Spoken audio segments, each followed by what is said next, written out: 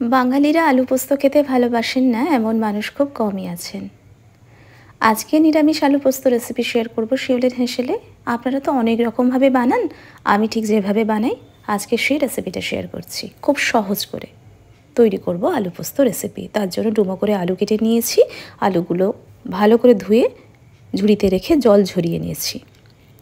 অন্যদিকে একটা কড়াইতে সর্ষের তেল দেবো। তার আগে কড়াইটা খুব ভালো করে গরম করতে হবে। পরিমাণ মতো সর্ষের তেল দিয়ে তেলটা গরম হলে কালো জিরে ফোড়ন দেবো আর কাঁচা লঙ্কা চিড়ে দেবো ফোড়ন হিসাবে।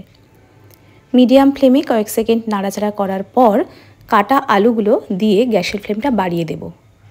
হাই ফ্লেমে এবার আলুগুলো ভাজবো।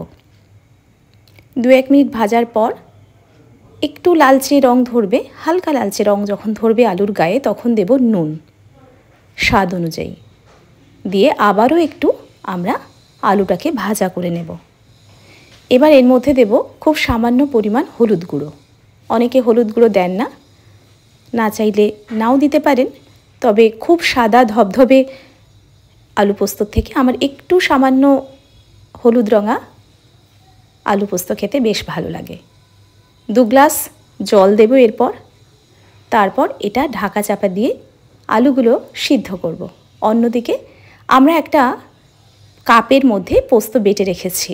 পোস্তর পরিমাণ বেশি দিলে বেশ ভালোই লাগে খেতে। আমরা ঢাকনা খুলে দেখছি আলুটা সিদ্ধ হয়েছে কিনা। আলুটা সিদ্ধ হলে তবেই পোস্ত বাটাটা দেব, কারণ পোস্ত বাটাটা দিয়ে খুব বেশিক্ষণ ফোটাবো না। পোস্তর একটা নিজস্ব গন্ধ আছে, সেটা তাহলে নষ্ট হয়ে যায় আর টেস্টটাও নষ্ট হয়ে যায় যদি অনেকক্ষণ বেশিক্ষণ ধরে আর কি পোস্তটা ফোটানো যায়। তাই আলু সিদ্ধ হলে পোস্ত বাটাটা দিয়ে দেবো আলুর মধ্যে। পোস্ত বাটা যেখানে রেখেছিলাম সেই কাপ ধোয়া জলটাও দিয়ে ঢাকা চাপা দিয়ে আবারও কিছুক্ষণ রান্না করব, যাতে ঝোলটা একটু কম হয়ে আসে। আলুগুলো তো সিদ্ধ হয়ে গিয়েছিল। এবার এর মধ্যে দেব চিনি। চিনি আমরা জানি যে কোনো জিনিস সিদ্ধ হওয়ার পরেই দিতে হয়। চিনিটা আমরা স্বাদ অনুযায়ী দেব। তারপর দিয়ে ভালো করে নাড়াচাড়া করে নিয়ে আলুগুলো এরকম খুন্তির সাহায্যে বা হাতা যাই বলুন ভালো করে ভেঙে দিতে হবে। সব আলু না, কিছু আলু ভেঙে দিতে হবে যাতে একটু গা মাখা হয়। তারপর আলু পোস্তর ঝোলটাকে একটু টানিয়ে নিতে হবে। ব্যাস রেডি হয়ে গেল। একটা পাত্রে আমরা তুলে রাখছি। এবার এর উপরে খুব সামান্য সর্ষের তেল ছড়িয়ে আমরা পরিবেশন করব গরম ভাতের সঙ্গে। খুব সহজ আর ছোট্ট রেসিপি। আপনাদের কেমন লাগলো জানাতে ভুলবেন না, বা আপনারা কেমনভাবে আলু পোস্ত রেসিপি তৈরি করেন সেটাও আপনারা কমেন্টে লিখতে পারেন। এতক্ষণ সঙ্গে থাকার জন্য সকলকে অনেক ভালোবাসা। আপনারা দেখছিলেন শিউলির হেঁসেল। যদি ভালো লাগে অবশ্যই সাবস্ক্রাইব করবেন, অনেক রেসিপি থাকে। আর শিউলিজ মোটিভেশনাল হাব আমাদের আরও একটি চ্যানেলে চোখ রাখবেন।